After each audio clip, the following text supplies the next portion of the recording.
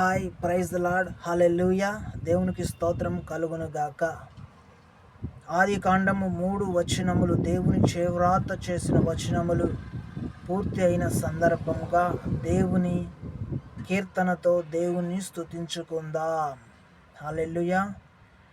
మొట్టమొదటి వచనం, దేవుని స్తుతించుడి, ఎల్లప్పుడు దేవుని స్తుతించుడి.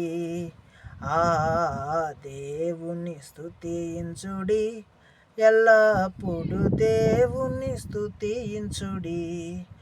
ఆయన పరిశుద్ధ ఆలయమందు, ఆయన పరిశుద్ధ ఆలయమందు, ఆయన సన్నిధిలో, ఆయన సన్నిధిలో ఎల్లప్పుడు దేవుని స్తుతించుడి. దేవుని స్తుతించుడి, ఎల్లప్పుడు దేవుని స్తుతించుడి.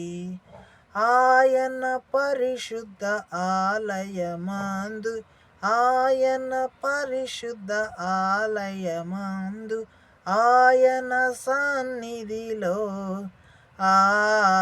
ఆయన సన్నిధిలో ఎల్లప్పుడు దేవుని స్తుతించుడి.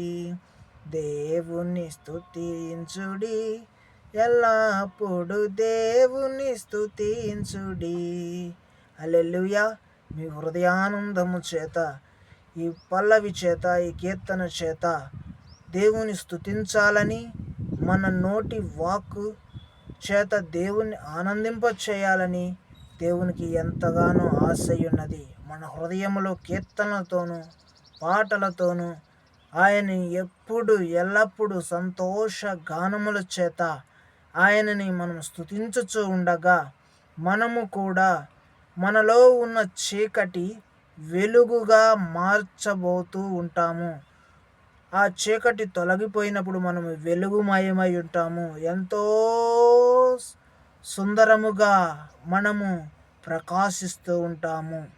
ఈ కీర్తనకు ఉన్నటువంటి బలము దేవుని గ్రంథము తెలియజేయుచున్నది. కనుక ఎల్లప్పుడూ దేవుని స్తుతించుచు, అనుక్షణము హృదయములో మనస్సుతో దేవుని ఎప్పుడు స్తుతించాలని ఈ కీర్తన మీరు చెవులారా విని హృదయం నిండా చేర్చుకొని మనము స్తుతించుచు, మనకు మనమై శక్తిమంతులమై బలవంతులమై నిత్యము జీవించాలని దేవుని వాక్కు మనకు తెలియజేయుచున్నది. ఇందును బట్టి దేవాది దేవునికి కృతజ్ఞతాపూర్వకమైన వందనములు.